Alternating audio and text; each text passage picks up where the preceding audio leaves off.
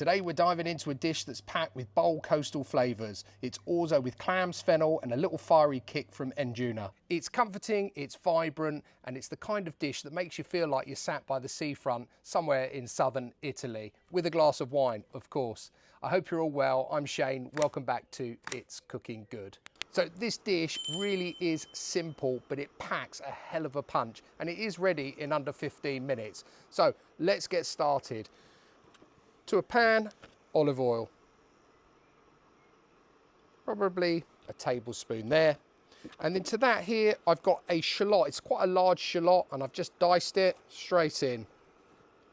And here a small fennel, which again, I've finely diced, and that's gonna go in, make sure it's all out.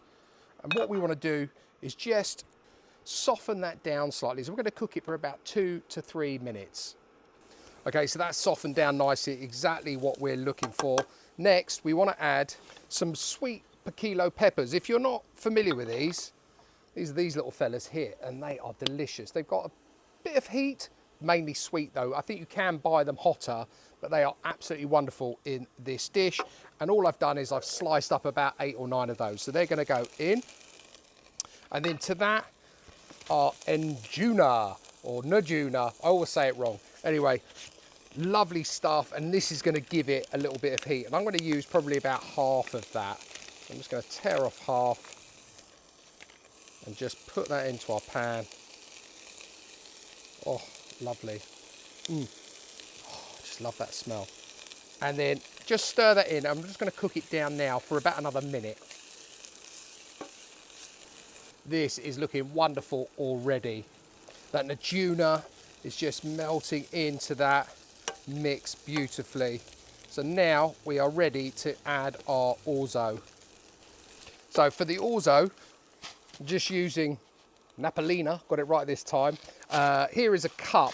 I measured it earlier. It's a cup of that straight in. Again, adjust the quantities. This will feed 4 people, guys. So if you're feeding more, obviously, just up it a little notch, less, halve it a little notch.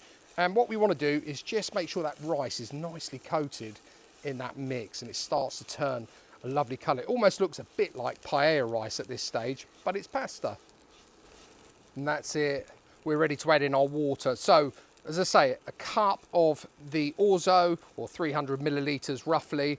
I'm going to add in about 700 millilitres of boiling water. I'm going to probably hold just a touch back, because we'll see how it goes. Because once we put the clams in, obviously they're going to release a little bit of water as well. Let's give it a good stir around, and we'll just leave that be now for about 6 to 8 minutes. Basically a couple of minutes under what the pack tells you to do, because we want it a little bit al dente before we put in the clams. Okay, so this is looking great to me.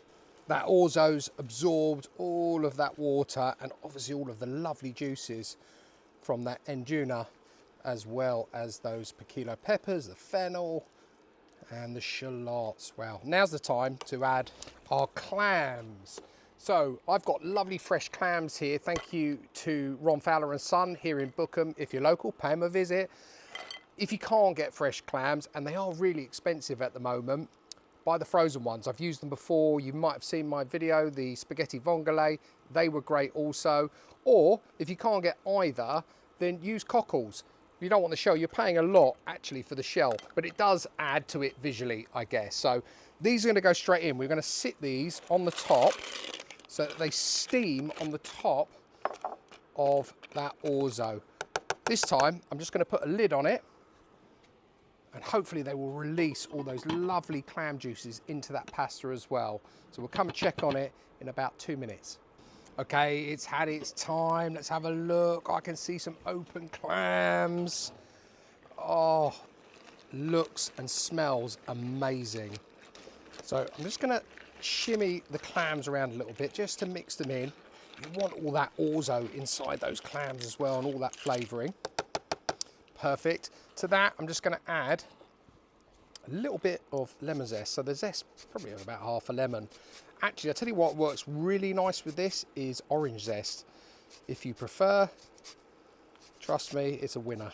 Sounds odd, but it's not. Okay, that's it. Get that in. And I just want to test it that there for a sec. Just stir that in. And then I just want to test it for salt, because I haven't seasoned this at all, if you noticed. So let's just stir that around, get my spoon. Doesn't need anything, those clams have done the salting for me. That is absolutely perfect. So I'm going to turn that off. I've got some parsley here. Let's just finish it off. We'll dress it up. Just want a bit of chopped parsley on the top.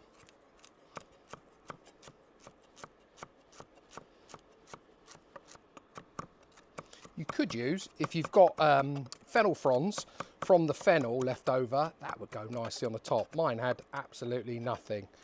So that's it. And I'm just going to sprinkle that around. That's it. It's probably enough. So there we have it, my orzo with clams. All that's left to do is give it a try, and I cannot wait. So I've got to get a clam first, of course. And it's got some of that orzo in there. Lovely, but they are a little bit hot. Ooh. Mm.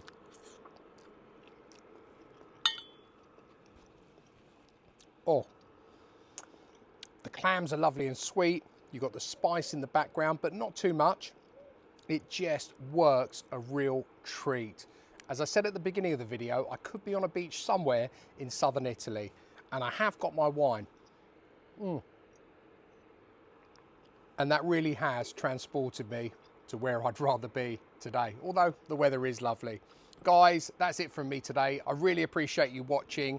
Don't forget to hit the subscribe button. Please do also like, share and comment. If you try this, let me know. I'd really love to hear from you. I'll put all of the details of today's clam orzo down below in the description as always. And all that's left for me to say is until next time, it's cooking good.